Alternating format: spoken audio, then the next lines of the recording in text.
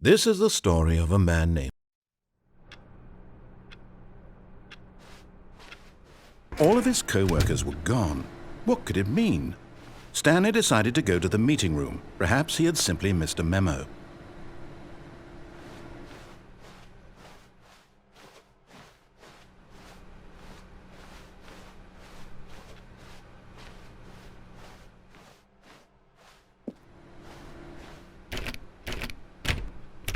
Oh, please. Are you really just doing this for the trophy? Click a door 5 times? Is that all you think a trophy is worth? No. I can't just give these merits away for such little effort. A measly 5 clicks? Now, suppose you were to click the door 20 times. I would say that's the kind of effort that warrants recognition.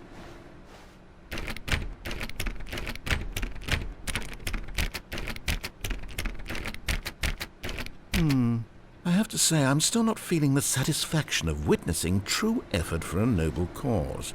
Perhaps 50 clicks will do it. Yes, almost certainly 50 clicks.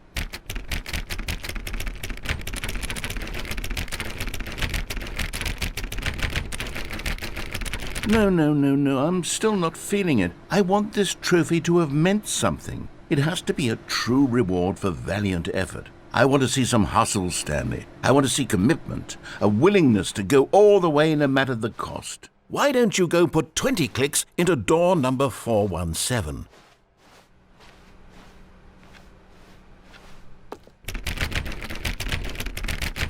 Oh, great. Now, go click a few times on door 437.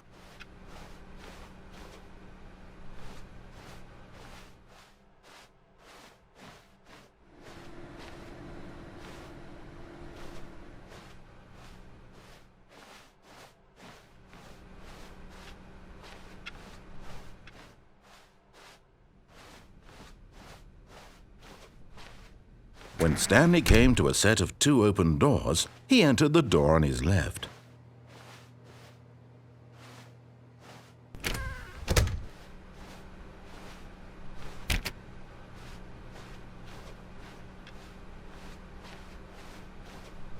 Yet there was not a single person here either.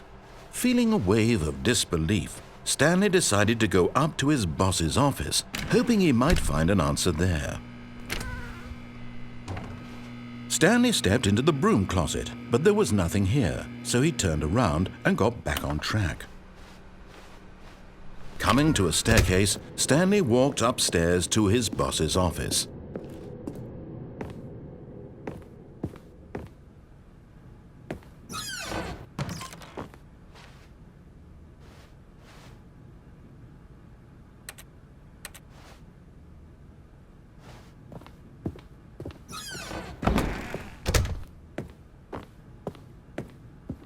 Stepping into his manager's office, Stanley was once again stunned to discover not an indication of any human life.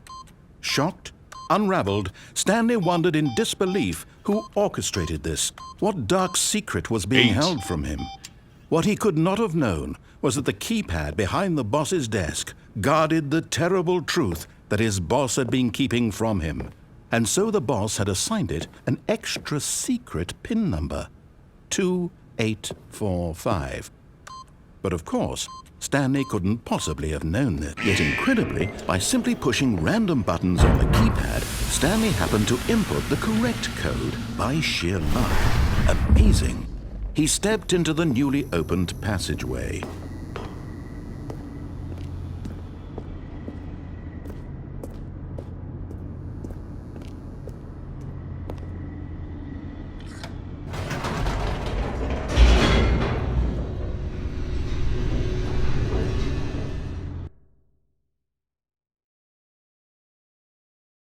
Descending deeper into the building, Stanley realized he felt a bit peculiar. It was a stirring of emotion in his chest, as though he felt more free to think for himself, to question the nature of his job. Why did he feel this now, when for years it had never occurred to him? This question would not go unanswered for long. Stanley walked straight ahead through the large door that read Mind Control Facility.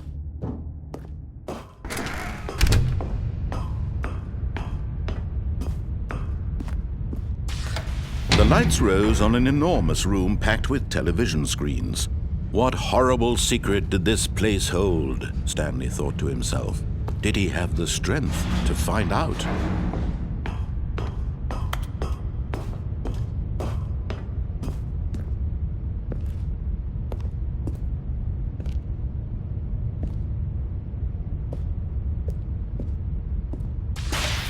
Now the monitors jumped to life, their true nature revealed. Each bore the number of an employee in the building, Stanley's co-workers. The lives of so many individuals reduced to images on a screen, and Stanley, one of them, eternally monitored in this place where freedom meant nothing.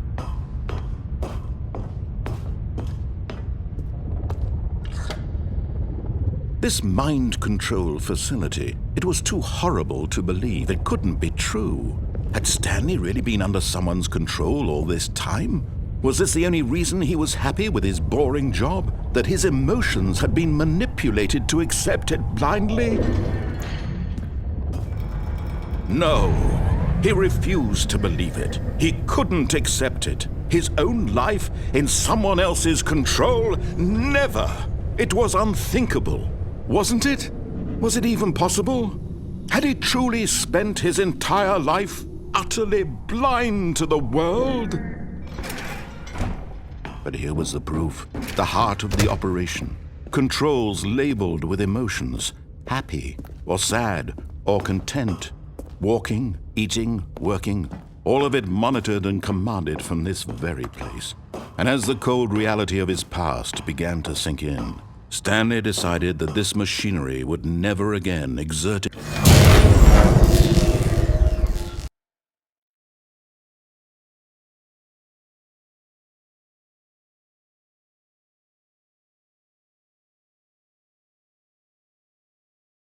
Blackness and a rising chill of uncertainty. Was it over? Yes!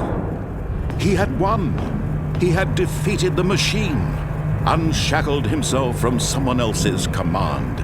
Freedom was mere moments away. And yet, even as the immense door slowly opened, Stanley reflected on how many puzzles still lay unsolved. Where had his co-workers gone? How had he been freed from the machine's grasp? What other mysteries did this strange building hold? But as sunlight streamed into the chamber, he realized none of this mattered to him, for it was not knowledge or even power that he had been seeking, but happiness. Perhaps his goal had not been to understand, but to let go. No longer would anyone tell him where to go, what to do, or how to feel. Whatever life he lives, it will be his. And that was all he needed to know. It was perhaps the only thing worth knowing. Stanley stepped through the open door.